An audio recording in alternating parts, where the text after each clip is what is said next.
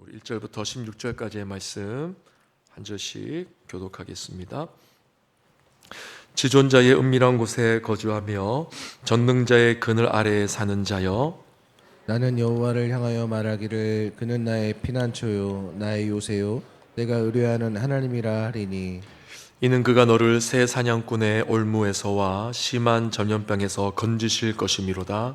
그가 너를 그의 기치로 덮으시리니 내가 그의 날개 아래에 피하리로다. 그의 진실함은 방패와 손방패가 되시나니. 너는 밤에 찾아오는 공포와 낮에 날아드는 화살과 어두울 때 퍼지는 전염병과 밝을 때 닥쳐오는 재앙을 두려워하지 아니하리로다. 1000명이 내 왼쪽에서 10,000명이 내 오른쪽에서 엎드러지나 이 재앙이 너에게 가까이 하지 못하리로다. 오직 너는 똑똑히 보리니 악인들의 보응을 내가 보리로다.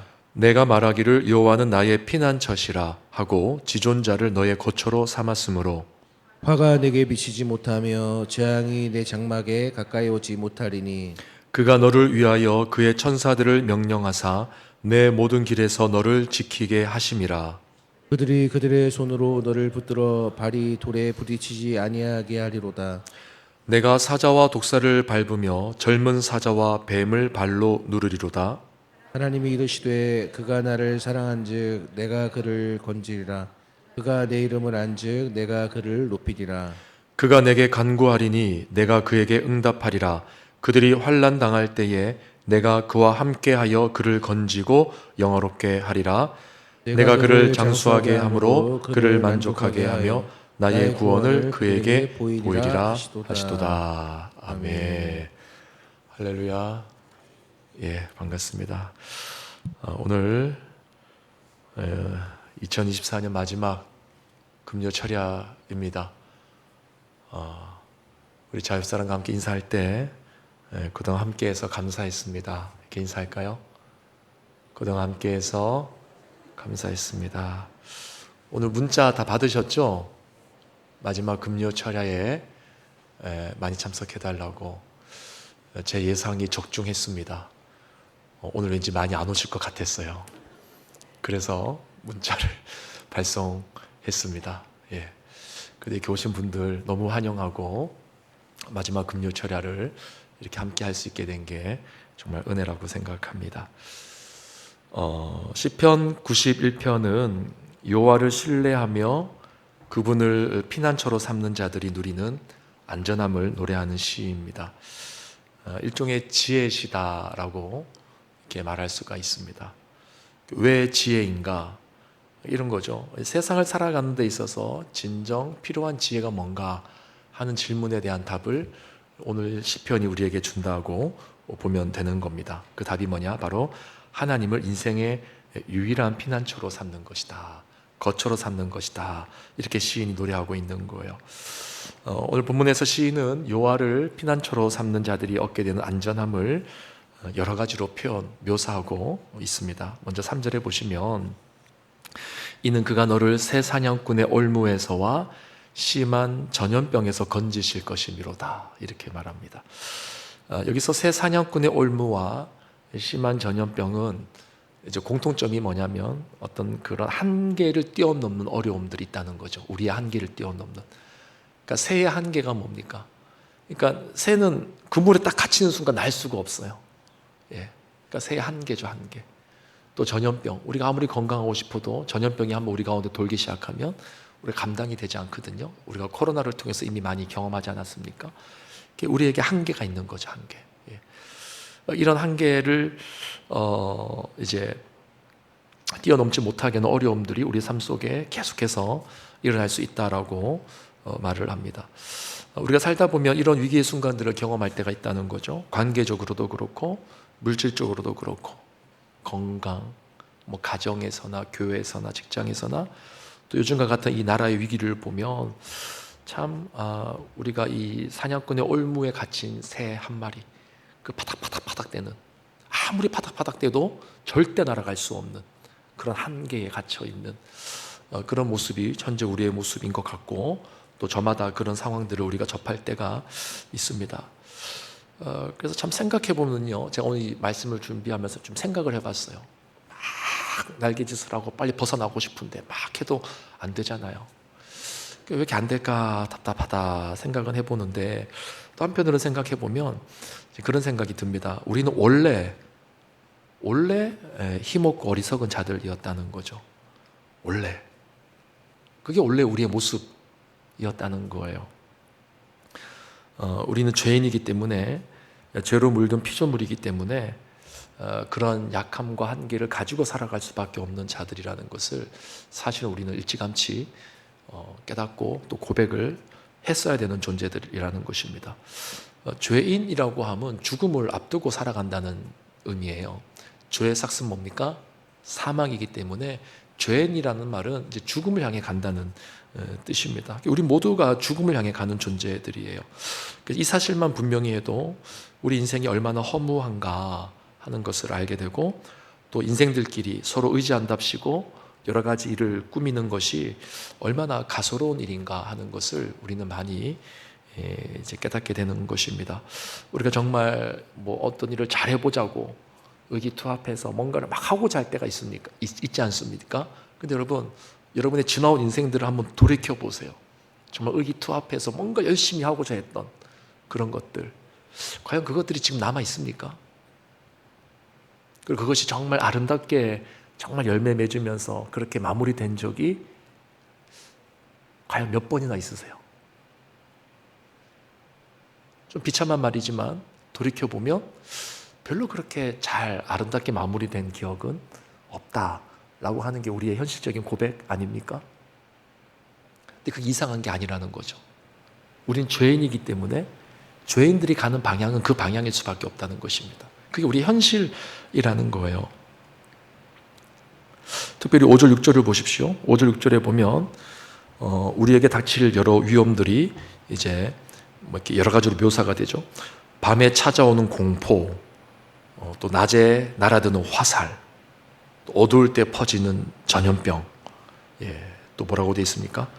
밝을 때 닥쳐오는 재앙, 여러 가지로 이렇게 우리에게 닥칠 어려움들을 열거하고 있는데, 결국 이 모든 것들이 우리가 감당할 수 없는 위험 요소들이라는 거예요. 근데 오늘 신이 하는 이야기가 뭐냐면 바로 이러한 모든 어려움 속에서 우리를 보호하실 수 있는 분이 있다라고 고백하고 있는 겁니다. 그분이 바로 하나님이라는 거죠. 이거를 확신하는 것이 지혜다라고 말하고 있는 것입니다. 사랑하는 성도 여러분, 하나님을 우리의 진정한 피난처로 삼으시기를 주의 이름으로 축원합니다. 간혹 우리가 혼동하는 것이 뭐냐면요, 하나님 외에 다른 것을 내 인생의 피난처로 삼으려고 하면서 그것을 내 인생의 피난처로 삼으려고 할 때 발생하는 장애물들과 방해 요소들이 있을 수 있지 않습니까? 근데 그것들을 하나님이 이제 제거해 주시는 것, 제거해 주시는 것을 하나님이 나의 피난처가 되는 것으로 착각하는 경우가 있다는 거예요. 우리 개인마다 이런 것들이 다 있는 것 같습니다. 하나님 외에 다른 것을 내 인생의 피난처로 삼으려고 하면서 그것을 방해하는 요소들을 하나님이 제거해 주길 바라는 거죠. 하나님이 그거 제거해 주지 않으면 하나님 나를 사랑하지 않는 거야, 이렇게 쉽게 섣불리 단정 짓는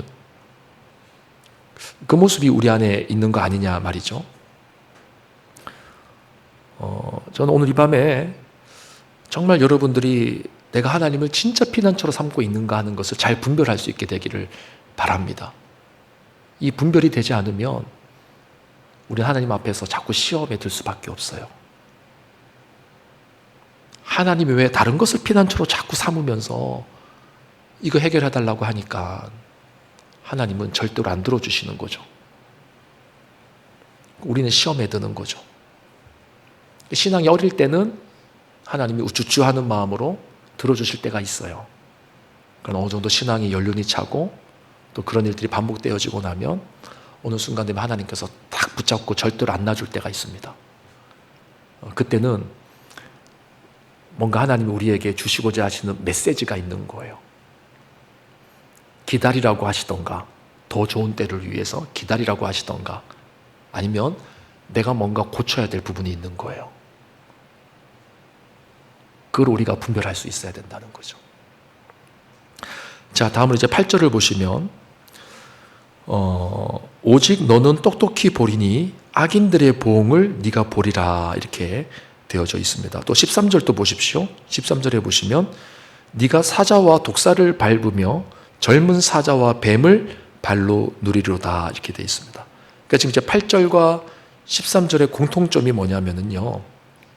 앞에서 하나님을 피난처로 삼았을 때 발생할 수 있는 그런 복들에서 한 발 더 나아가서 조금 다른 분위기로 말을 하고 있는 게 뭐냐면 공의의 하나님을 보게 될 것이다 라고 말하고 있는 거죠. 자, 8절 말씀 다시 한 번 더 보시면 오직 너는 똑똑히 보리니 악인들의 보응을 네가 보리라. 악인들이 벌받게 되는 것을 볼 거다 그 말이에요. 13절을 다시 보세요. 네가 사자와 독사를 밟으며 젊은 사자와 뱀을 발로 누리리로다. 그러니까 악인들이 심판당할 것이라는 거예요. 뒤집어 말하면 악인들이 심판을 받는 중에도 당하는 중에도 성도들은 안전하게 보호를 받을 것이다. 그걸 말씀하는 거거든요. 근데 이제 이쯤 되면 우리 안에 질문이 하나 생기죠. 목사님 거짓말하지 마십시오. 내가 살아보니까 인생이 꼭 그런 건 아니던데요. 악인이 심판받는 거 우리가 보고 있습니까? 나보다 악한 사람들이 하나님의 공의 가운데 무너져 내리는 것을 우리가 보고 있습니까? 물론 보는 분들도 계세요. 근데 우리 기억 속에는 그런 기억은 잘 없어요. 없고 왜 이렇게 나보다 악한 사람들이 더 잘 사나 이렇게 생각할 때가 많죠. 그런데 여러분 우리가 성경적으로 우리 인생을 조망할 때 꼭 한 가지 잊지 말고 기억해야 될 말씀이 있는데 그게 바로 로마서 3장 10절 말씀이죠. 너무 유명한 말씀인데 아십니까?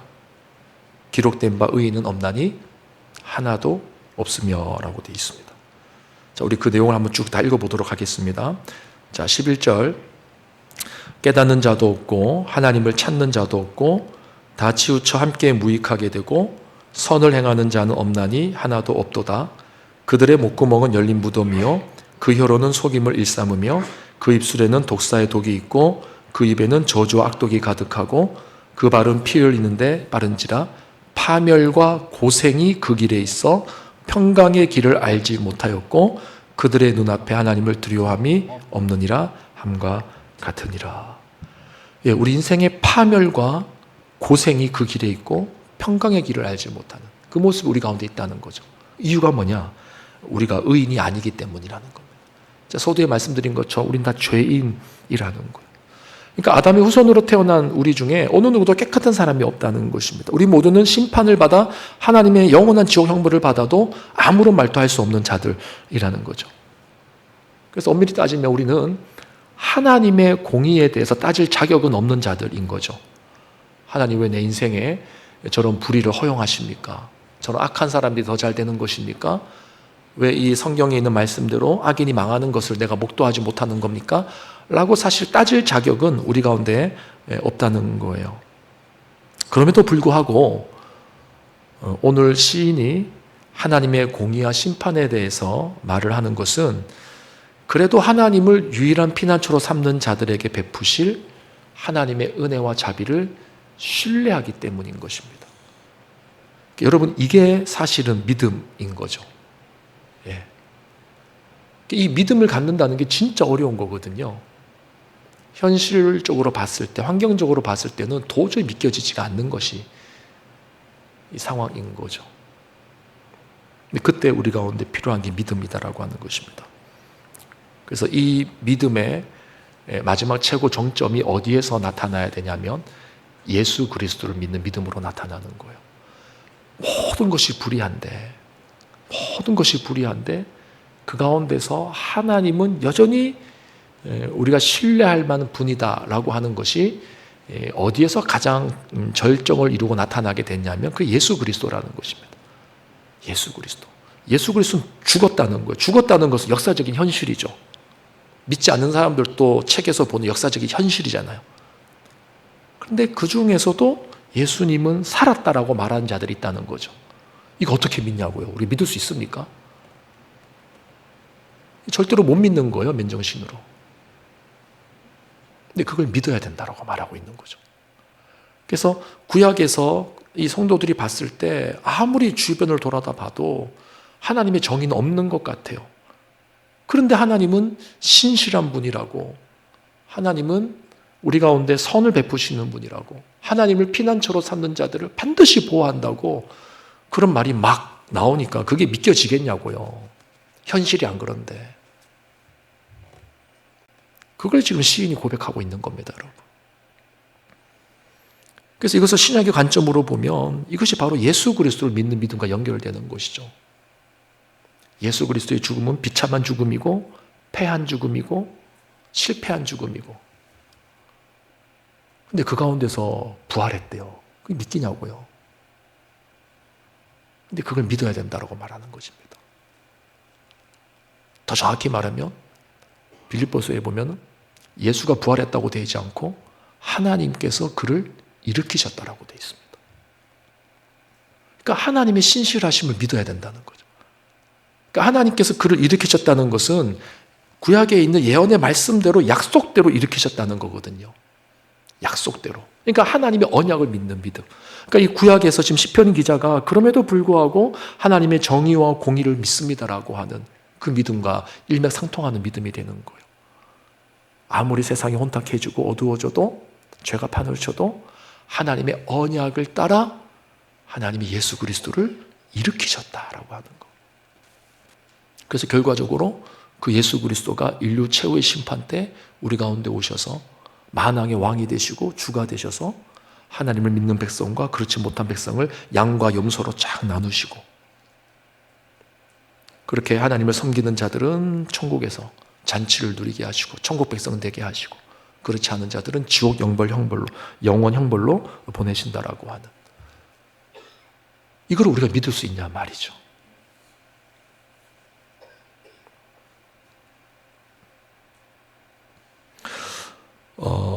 여러분, 악인에 대한 보응이 마지막 때 최종적으로 완성이 된다면, 그렇다면 지금 이 순간에는 우리가 어떻게 살아야 될 것인가, 이런 고민이 또 생기겠죠. 이런 고민을 우리만 하는 게 아니에요. 좋습니다. 목사님 말씀대로 마지막 최후 때가 되면 하나님이 다시 예수 그리스도를 보내셔서 예수 그리스도를 통해 최후의 심판이 나타나고 그때 정의와 공의가 이루어지는 것을 완벽히 우리가 보게 될 것입니다 라고 칩시다. 목사님, 그건 이제 그때 가서 생각할 일이고, 오늘 이 시간을 우리가 어떻게 살아야 됩니까? 이런 고민이 들지 않겠어요? 우리와 똑같은 고민을 한 사람이 시편에 또 있습니다. 지난번에 한번 살펴본 적이 있습니다. 시편 73편에 보면 이와 유사한 고민을 한 시인의 고백이 나오는데 한 번 더 읽어보면 좋겠습니다. 우리 앞에 화면에 말씀을 좀 띄워주시고 1절에서 3절까지의 말씀 같이 읽어보겠습니다. 73편 1절에서 3절입니다. 17절 말씀이 아닙니다. 앞에 없습니까? 제가 읽겠습니다. 참으로 하나님은 이스라엘에 선을 베푸시며 그 중에서도 마음이 깨끗한 자에게 선을 베푸시는구나. 이건 이제 우리가 지금 시편에서 보는 그 내용이에요. 하나님은 선한 자에게 은혜를 베풀어 주시는구나, 정직한 자에게 함께 하시는구나. 이게 이제 우리 고백이거든요. 이런 고백을 지금 했어요, 시인이. 그런데 2절에서 뭐라고 하냐면, 그러나, 그래, 하나님은 그런 분인데, 그러나 나는 발을 잘못 디뎌 거의 미끄러질 뻔하였으니 이것은 내가 악인들이 잘 되는 것을 보고 교만한 자들을 질투하였습니다. 그러니까 하나님이 그런 분이라 할지라도 나는 악인들이 잘 되는 거 보고 막 교만과 질투가 내 안에서 막 일어나가지고 나는 시험에 들 뻔했다. 이제 그 이야기를 하고 있는 거죠. 자, 그러면서 이제 지금 읽지는 않겠지만 이제 그 뒤에 보면은 악인들이 세상에서 잘 되는 모습들이 쭉 열거가 됩니다. 자녀들도 잘 되고, 이 사람들은 죽을 때도 평안히 죽는 것 같고, 재물은 더 많이 모이는 것 같고, 이런 식으로 이 사람들이 잘 되는 것들을 쫙 나열을 하면서 시인이 너무 힘들다고 고백하는 거죠. 나 너무 힘듭니다, 하나님. 어떻게 세상이 이렇게 부조리 할 수 있습니까? 그러거든요. 자, 그런데 이때 시인이 이 아픔과 이 고통을 극복하는 한 가지 이제 방법이라고 해야 될까요? 전환점을 맞이하는 이제 구절이 나오는데 이 시의 마지막에 가면 이렇게 나옵니다. 자, 17절 말씀 같이 한번 읽어보겠습니다. 시작.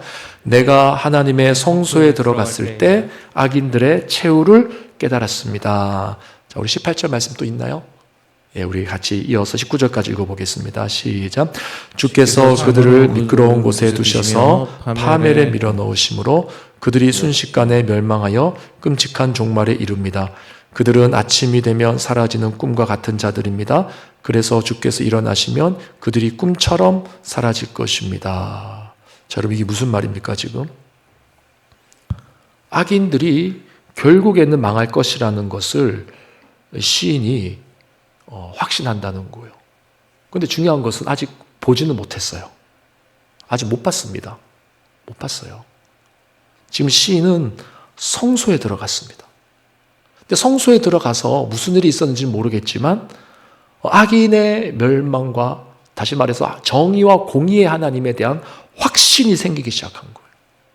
우리는 이제 추론해 볼 수 있겠죠. 아, 성소에 들어갔을 때 이 시인이 하나님의 임재를 경험했겠구나. 예배를 통해서 하나님과의 관계가 회복되어졌겠구나. 그래서 여러분, 성경에 나오는 모든 고난이 그렇듯이 우리의 고난이 해결되어지는 방법은 두 가지가 있어요.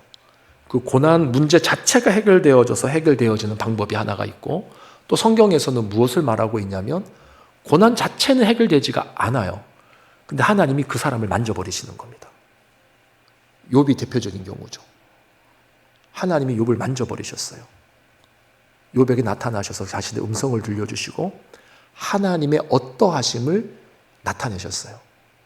하나님이 어떤 분인가 하는 것을 욥에게 막 쏟아내셨어요. 하나님께서 막 폭격하는 것처럼 막 쏟아내셨어요.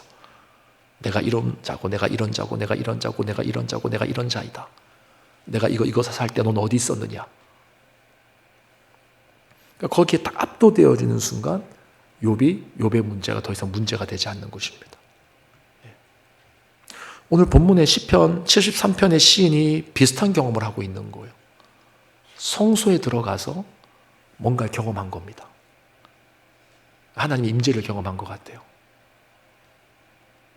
그래서 아직까지 악인이 망하는 거를 보지 못했어요. 아직까지. 아직 최후의 심판이 오지도 않았어요. 그런데 이 시인이 하는 고백이 뭐냐면 그들은 아침이 되면 사라지는 꿈과 같은 자들입니다. 그래서 주께서 일어나시면 그들이 꿈처럼 사라질 것입니다. 아직 주께서 일어났다는 겁니까? 안 일어났다는 겁니까? 안 일어났다는 거예요. 안 일어났다는 거예요. 그러나 주께서 일어나시면 그들이 꿈처럼 사라질 것입니다. 여러분, 믿음으로 산다는 것은 절대 쉬운 게 아닙니다. 맨정신으로 살 수 있는 게 아니에요. 이 부조리한 현실 속에서 이것을 믿고 살아가야 된다는 거죠. 그럼 이제 우리가 앞에서 말씀에서 보았듯이 믿음 자체가 중요하다기보다도 믿음을 믿음 되게끔 하는 선작용이 있죠. 그게 뭡니까? 하나님을 만나는 거죠. 하나님의 임재 앞에 깊이 들어가는 거죠. 성소에 들어갔을 때. 성소에 들어갔을 때. 여러분, 이 믿음이 없이는 우리는 신앙생활을 끝까지 유지하기가 참 쉽지가 않습니다. 우리는 너무나 이기적인 존재라서 모든 것을 어찌하든지 간에 내 중심적으로만 해석을 하려고 하는 경향이 있어요. 이 나 중심성을 깨트리는 게 뭐냐? 바로 성령의 임재죠. 성령께서 우리의 마음을 만져주지 않으시면 다른 사람의 입장에서, 하나님의 입장에서 전혀 생각을 못하게 할 수가 없는 겁니다. 우리가. 어느 나라 속담에 그런 말이 있죠. 상대방의 신을 신어보지 않으면 모른다라는 말이 있어요. 예. 신이라고 하는 것이 그 사람에게 가장 최적화되어져 있는 소품인데 상대방의 신발을 신어봐야지 상대방의 마음을 안다는 거죠. 예. 우리는 상대방의 상황과 입장에 대해서 정확히 객관적으로 파악하고 이해할 만한 그런 실력이 없는 자들입니다. 그런데 하물며 어떻게 하나님의 마음을 우리가 헤아려 할 수 있겠습니까? 성령께서 우리의 마음을 만져주셔야 돼요. 정말 성령의 충만함을 경험하고, 이따 제 뒤에서 제가 결론적으로 말씀드리겠지만 정답은 사랑이에요. 사랑. 여러분들이 하나님을 뜨겁게 사랑하지 않으면 그 어떠한 신앙의 동력도 만들어낼 수가 없습니다. 하나님을 사랑하지 않는 가운데 하는 모든 신앙의 열심은 반드시 개인의 공로와 율법주의적인 신앙으로 빠지게 되어져 있어요. 식상하게 바뀌게 되는 것입니다. 자, 그 얘기 이따 마지막에 한 번 더 하도록 하고요. 그래서 오늘 본문에서 우리가 한 가지 더 주의할 점을 말씀을 드리고 싶은데, 하나님을 온전히 믿고 신뢰하고 의지한다고 할 때 이게 주의해야 될 점이 뭐냐면, 내 인생의 방향을 내가 정확히 보는 눈을 가질 필요가 있다는 거예요. 무슨 말인가 하면 11절 말씀을 한번 볼게요. 11절 말씀 다 함께 우리 한번 읽어볼까요? 그가 너를 위하여 시작. 그가 너를 위하여 그의 천사들을 명령하사 내 모든 길에서 너를 지키게 하심이라. 자, 이 굉장히 유명한 말씀이거든요. 이 말씀이 왜 유명한 말씀인지 혹시 아십니까? 목사님, 저는 이게 유명한 말씀인지도 몰랐어요. 예, 맞습니다. 맞습니다. 마귀가 예수님을 시험할 때 사용한 구절이 이 구절이었잖아요. 마귀는 예수님이 그분의 권능과 권세를 과시하도록 유혹하기 위해서 이 구절을 인용했습니다. 이런 거죠. 네가 정말 하나님의 아들이냐? 맞다면 저 높은 곳에서 한번 뛰어내려 봐라. 이제 인용하는 거예요. 뛰어내리면 시편에 기록된 대로, 오늘 이 11절 말씀이에요. 11절 말씀 다시 한번 띄워주세요. 이 말씀대로 천사들을 명하사 너를 지키지 않으시겠느냐. 네가 땅에 떨어지기 전에 천사들이 쫙 와가지고 네 발이 땅에 닿지 않도록 딱 받쳐주지 않겠느냐. 이 말을 누가 했다고요? 사탄이 했다는 거죠. 마귀가 했다는 거죠. 그렇게 시험을 했습니다.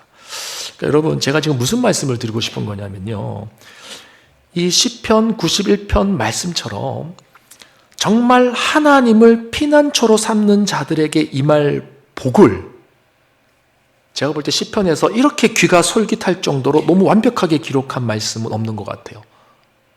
이 시편 91편 말씀이 얼마나 좋은지 모릅니다. 가서 읽어보십시오. 정말 이 말씀이 내 삶 가운데 이루어지길 바라는 마음이 막 드실 거예요. 근데 이렇게 완벽한 기록, 이렇게 완벽하게 하나님으로부터 받을 복을 기록한 이 말씀을 읽을 때 우리가 받는 유혹이 있다는 거죠.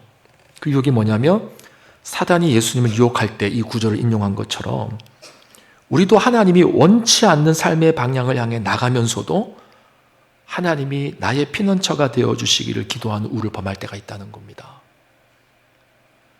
그러니까 하나님과 내 방향이 다른 거예요. 그래서 성경을 문자적으로만 너무 이렇게 갖다 대시는 분들이 범하는 우 중에 하나가 이런 것들이 있어요. 성경에서 이렇게 말씀하지 않았습니까? 이렇게 말씀하지 않았습니까? 라고 다 갖다 붙이는데, 이 사단이 지금 잘못 적용하는 것처럼 말씀을 잘못 적용하는 분들이 있으세요. 굉장히 위험합니다. 그런 분들은 차라리 그 말씀을 모르는 게 나아요. 진짜 모르는 게 낫습니다. 그 말씀이 잘못 들어왔다가 한번 내 안에 딱 각인이 돼버리면 그게 완전히 우리의 삶을 바꿔놓기 때문이에요. 그래서 정말 말씀을 바르게 이해하고 깨닫는 작업이 우리 가운데 필요한 거죠. 그러니까 정리하면은, 제가 지금 말을 어렵게 했지만 쉽게 말하면 하나님이 우리의 피난처라고 했을 때 우리가 하나님을 이용하려고 할 때가 너무 많다는 거죠. 저는 이게 우연인지 모르겠지만, 뭐 믿는 자들에게는 우연이라는 게 없죠. 저는 시편 91편 말씀에서 예수님을 시험하는 인용 구절이 나왔다는 게 얼마나 다행인지 몰라요. 너무 이해하기 쉽잖아요. 야, 이렇게 복된 말씀들을 사단이 역이용하는구나. 저는 너무 사실 이 설교를 준비하면서 되게 다행이라고 생각했습니다. 정말 우리에게 정확하게 이해가 되겠구나, 이게. 그래서 여러분, 우리가 하나님 외에 다른 것을 내 인생의 피난처로 삼으려고 하면서 그 피난처를 삼으려고 할 때 방해되는 요소들이 있거든요. 근데 그거를 하나님이 제거해 주십시오라고 말하는 그런 기도를 할 때가 우리가 많다는 거예요. 그리고 그것이 마치 하나님이 나를 보호해 주시는 방법이라고 착각할 때가 있다는 거죠. 사단이 예수님을 유혹하기 위해서 오늘 이 시편 90편 말씀을 이용했듯이 우리도 그럴 수 있다는 것입니다. 그래서 여러분, 제가 이제 결론적으로 말씀드리고 싶은 게 뭐냐면, 제가 이 시편을 묵상하면서 개인적으로 처음에 답답함이 있었어요. 너무 좋은 말씀들이고 복된 말씀들인데, 과연 이러한 모습이, 이러한 복과 은혜를 누리는 사람들이 얼마나 있을까? 교회 안에 얼마나 있을까? 저는 이제 이 말씀을 준비하면서 답답했어요. 차라리 오히려 지난번에 우리가 말했던 것처럼 아모스 말씀, 말라기 말씀, 호세아 말씀, 예레미야 말씀 다 때려 부수고 회개하라 그러고 하나님의 진노가 임한다 그러고, 차라리 그 말씀이 더 나을 뻔했다, 그런 생각이 들 정도로 제가 답답했어요. 왜냐? 이게 축복의 말씀인 것 같지만 실제로 이 축복의 말씀을 누리는 사람들이 얼마나 있을까? 그러니까 이 간격을 메꾸는 게 뭐냐? 믿음이라는 거예요. 우리가 살면서 부분적으로 이런 성경 기록되어져 있는 이런 복들을 누리기도 하지만, 사실 이 복들은 우리가 마지막 때에 최종적으로 누릴 복들을 말하는 것입니다. 예수 그리스도를 통해서. 그래서 여기에 믿음이 필요한 거예요. 이것이 약속의 말씀이라는 믿음이 필요한 거예요. 이 말씀 붙들고 내가 끝까지 견디겠습니다, 하나님. 이 믿음이 우리 가운데 요구되어지는 거예요. 모르겠습니다. 어떤 분들은 이런 이야기를 들으면 목사님 참 너무 무책임하게 말씀하는 것 같습니다 라고 느끼실지 모르겠지만, 사실 이게 현실이고 이게 진짜예요. 여러분, 우리가 너무 기복주의 신앙에 빠져 있다 보니까 우리가 원하는 대로 성경을 해석하려고 할 때가 많은 거죠. 그래서 우리가 정말 필요한 게 뭐냐면, 우리가 진심을 다해 하나님을 사랑하는 것이 필요합니다. 그러니까 하나님을 이용하는 것이 아니라 하나님을 너무 사랑해서 그분의 뜻을 따라가는 거죠. 근데 그런 자들에게 하나님께서 이 약속의 말씀들이 최종적으로 다 이루어지는 것은 아니지만 부분적으로 시마다 때마다 도우시는 역사로 성취되게 하실 때가 있다는 것을 오늘 본문이 말을 또 하고 있는 거예요. 그나마 다행이죠. 어디에 말하고 있는가? 우리 14절 말씀 보겠습니다. 14절 말씀 다 함께 읽어보겠습니다. 시작. 하나님이 이르시되 그가 나를 사랑한즉 내가 그를 건지리라. 내가 그 이름을 안즉 내가 그를 높이리라. 15절. 그가 내게 간구하리니 내가 그에게 응답하리라. 그들이 환난 당할 때에 내가 그와 함께하여 그를 건지고 영화롭게 하리라. 오늘 우리가 기억해야 될 것이 이거예요. 14절에 보면 하나님이 말씀하시기를, 하나님이 이르시되 그가 나를 사랑한즉 그가 내 이름을 안즉 내가 그를 건지고 높이리라. 그러니까 우리가 할 수 있는 것은 없어요, 여러분. 선택의 여지가 없어요. 성도에게 남아있는 유일한 선택은 하나님 사랑하는 것밖에 없습니다. 그게 우리가 가야 될 길이에요. 이 사랑이 되지 않으면 우리는, 그러니까 이런 거죠. 오늘 본문에서 하나님을 피난처로 삼는다는 것이 뭐냐를 지금 말씀하고 있는 거거든요. 근데 하나님을 피난처로 삼는다는 것은 다른 말로 말하면 하나님 사랑한다는 거예요. 우리가 하나님 사랑하지 않고 하나님을 피난처로 삼는 것은 100% 하나님을 이용하는 것입니다. 사랑. 뜨겁게 사랑하는 거예요. 저는 정말 여러분들에게 호소하고 싶어요. 하나님을 뜨겁게 사랑하면요, 여러분의 현실을 보는 눈이 반드시 달라집니다. 하나님을 뜨겁게 사랑하면 내 문제와 내 교회와 내 가정과 이 상황을 바라보는 눈이 반드시 달라지게 돼 있어요. 반드시. 아주 미세한 차이인데 큰 변화를 만들어내는 그런 시각의 변화가 올 겁니다. 그래서 로마서 8장 28절 말씀에 보면 우리가 알거니와 뭐라고 돼 있습니까? 자, 퀴즈. 우리가 알거니와 하나님이 사랑하는 자 곧 그 뜻대로 부르심을 자들에게는 모든 것이 합력하여 선을 이루느니라. 아니면 우리가 알거니와 하나님을 사랑하는 자 곧 그의 뜻대로 부르심 입은 자들에게 모든 것이 합력하여 선을 이루니라. 자, 전자겠습니까? 후자겠습니까? 앞에 답이 다 나와 있네요. 여러분 또 틀린 민망하실까 봐 방송실에서 센스 있게 올려주셨어요. 저는 처음에 성경책을 읽을 때는 잘 모르지 않습니까? 학창 시절에는 우리가 알거니와 하나님이 사랑하는 자 줄 알았어요. 근데 그게 더 말이 맞지 않아요? 하나님이 사랑하는 자, 하나님이 사랑하는 자, 하나님이 사랑하는 자, 곧 그의 뜻대로 부르심을 입은 자들에게는 모든 것이 합력하여 선을 이룬다. 그게 더 와닿지 않으세요? 말이 맞는 것 같지 않아요?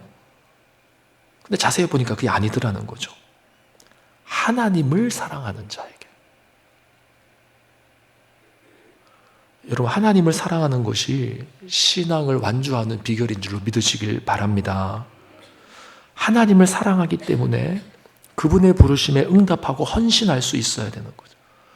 여러분, 진짜 결국은 사랑입니다. 사랑. 결국 사랑이에요. 우리가 하나님을 뜨겁게 사랑하지 못하고 하나님이 나를 뜨겁게 사랑하신다는 것을 내가 체험하지 못하면 우리의 현실을 해석해낼 능력이 없습니다. 시편 73편에서 그 시인이 내가 성소에 들어갈 때 깨달았다 했던 그 말은 아마 이 성소에 들어가서 하나님의 그 아미하신 그 압도하는 그 은혜를 느꼈다는 말일 거예요. 그게 사랑이죠, 사랑.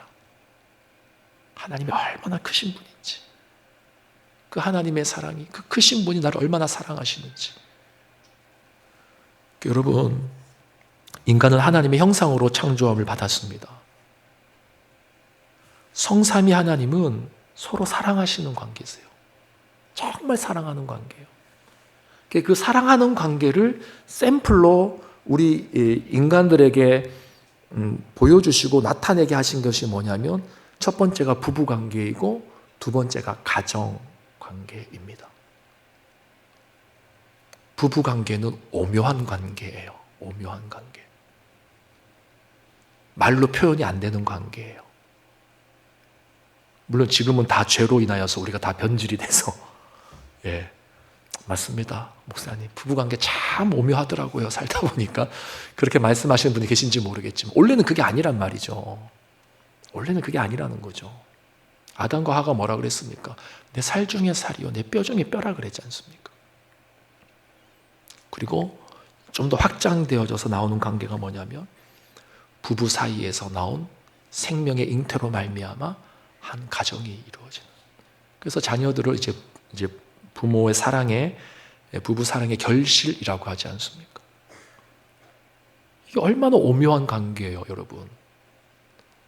너무 익숙하니까 당연한 것처럼 여기지만 한번 이 음란하고 폐역한 세대에서 자기만 알고 있는 이기주의를 향해 달려가는 세대 속에서 이 가족이라고 하는 공동체가 얼마나 오묘하고 신묘막측한 관계인가 한번 생각해 보세요. 이것이 하나님께서 성삼위 하나님의 그 관계를 우리 가운데 하나님께서 예표적으로 보여주신 거거든요. 그나마 보여주신 관계가 이거예요. 정확하게는 우리가 설명할 수 없, 1대1로 매치시켜서 설명할 수 없지만 또 그렇다고 어떤 분들 중에 그렇게 이해하려고 하는 분이 계시더라고요. 아버지는 성부 하나님, 어머니는 성령 하나님, 어머니는 성자 예수님, 자녀들은 성령 하나님, 이런 관계, 삼위의 관계다 생각하시는 분들이 계시는데 그렇게 1대1로 우리가 적용할 수 있는 건 아닙니다. 그러나 그만큼 오묘한 관계라는 거죠. 그래서 하나님은 하나님의 백성들이 정말 사랑하기를 원하세요. 사랑하기를. 그래서 예수님이 말씀하셨지 않습니까? 가장 큰 강령이 뭐냐고 했을 때 첫 번째는 내 마음과 뜻과 목숨과 힘과 정성을 다해 하나님 사랑하는 것이고 두 번째가 뭐라 그랬어요? 내 이웃을 내 몸과 같이 사랑하라. 여러분, 사랑하면 사실은 다 끝납니다. 진짜예요. 우리 마지막으로 이 두 구절을 읽고 마쳤으면 좋겠는데요. 시편 60편 5절, 108편 6절 우리 한 절씩 한번 천천히 읽어보겠습니다. 시작. 주께서 사랑하시는 자를 건지시기 위하여 주의 오른손으로 구원하시고 응답하소서. 자, 108편 6절 시작. 주께서 사랑하시는 자들을 건지시기 위하여 우리에게 응답하사 오른손으로 구원하소서. 자, 하나님을 사랑하는 자들에게 응답하신다는 거죠. 응답하신다는 거죠. 하나님을 사랑하고 또 하나님이 사랑하는 자. 이 사랑의 관계 속에 응답이라고 하는 내용이 연속으로 나온다는 것은 결코 우연이 아닙니다, 여러분. 그래서 여러분 정말 응답받기를 원하시고 또 삶 속에 하나님의 정의와 공의가 실현되기를 바라는 그런 간절한 마음이 계신 분들이 있다면 하나님과의 관계 속에 정말 깊은 사랑의 관계로 더 들어갈 수 있게 해달라고 이 시간 기도하면 좋겠어요. 제가 이 교회 부임하고 얼마 되지 않았을 때 여러분들에게 드렸던 기도 제목이 뭐였냐면 정말 하나님의 사랑을 구해 보시라고 제가 했던 기억이 나요. 하나님 사랑을 구하시라고. 사생 결단을 하고 다른 거 다 안 되더라도 내가 하나님의 사랑을 정말 깨닫고 싶습니다. 내가 앞으로 신앙생활을 20년, 30년, 40년 평생 해야 되는데 하나님 사랑도 모르고 내가 신앙생활을 하는 게 얼마나 비참합니까? 그래서 하나님 앞에 사생 결단을 하고 하나님의 사랑을 깨닫게 해달라고 한번 기도해 보시라고 제가 그렇게 기도 제목을 드린 적이 있습니다. 여러분 그 기도 제목을 기억하실지 모르겠어요. 우리가 지금 또 신앙생활을 하는 이유가 뭡니까? 과거에 경험했던 그 사랑의 체험이 있어서 오는 거 아닙니까? 그렇죠. 근데 그 사랑이 계속해서 갱신되어져야 돼요. 계속해서. 안타까운 거는 우리 젊은이들과 다음 젊은이들과 자녀 세대들은 그 첫 경험조차도 없는 사람들이 많아요. 하나님 나를 얼마나 사랑하셨는지, 그리고 그 하나님을 향해서 나의 사랑을 얼마나 열정적으로 내가 드러내 보였는지, 그 경험이 없는 세대들이 앞으로 이 교회를 책임질 수가 없습니다. 한국 교회를 이끌고 갈 수가 없어요, 여러분. 그래서 오늘 이 밤에 기도하실 때 우리가 하나님의 사랑을 뜨겁게 구하는 시간 되면 좋겠고, 우리 자녀들이 또 우리 교회에 여러 가지 어려움을 경험하시는 분들이 정말 하나님의 큰 사랑 가운데 회복의 은혜, 변화의 은혜, 응답의 은혜를 얻을 수 있도록 우리 오늘 이 밤에 같이 한번 기도하면 좋겠습니다.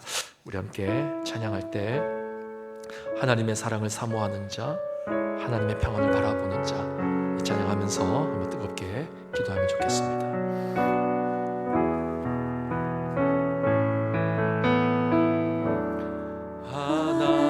하나님의 사랑을 사모하는 자, 하나님의 평안을 바라보는 자, 너의 모든 것 창조하신 우리 주님이 너를 얼마나 사랑하시는지, 하나님께 찬양과 경배하는 자, 하나님께 찬양과 경배하는 자,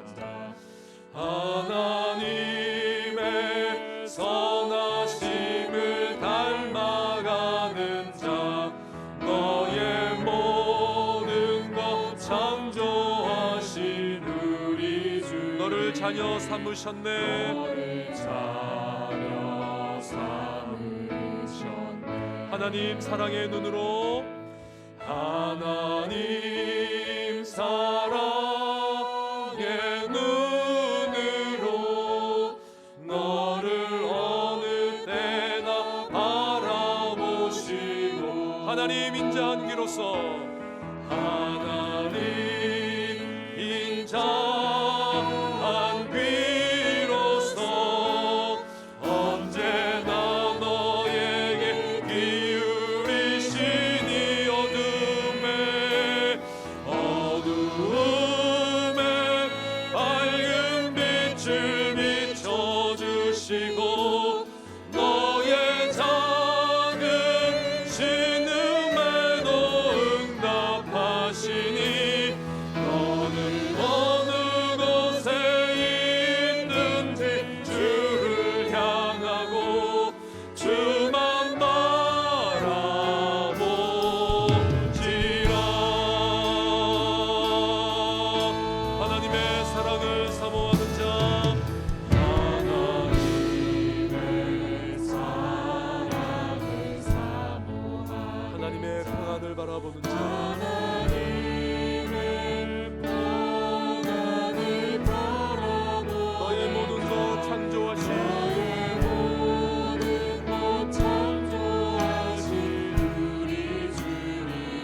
얼마나 사랑하시는지 하나님께 찬양과 경배하는 자